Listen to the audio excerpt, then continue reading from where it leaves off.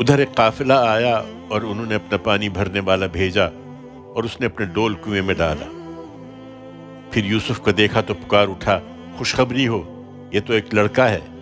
چنانچہ انہوں نے اس کو نکالا اور اس کو پونجی سمجھ کر چھپا لیا، اور جو کچھ وہ کر رہے تھے اللہ اس سے خوب واقف تھا۔ پھر لے کر مصر پہنچ گئے اور اس کو تھوڑی سی قیمت چند درہموں کے عوض بیچ دیا، اور وہ اس کے معاملے میں کوئی رغبت نہیں رکھتے تھے۔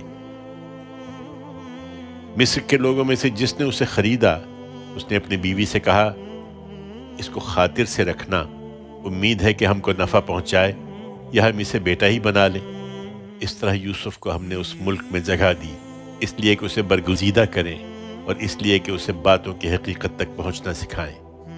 حقیقت یہ ہے کہ اللہ اپنے ارادے کو نافذ کر کے رہتا ہے، مگر اکثر لوگ جانتے نہیں ہیں۔ چنانچہ اسی طرح ہوا، اور جب وہ پختگی کو پہنچ گیا تو ہم نے اس کو حکم اور علم عطا فرمایا۔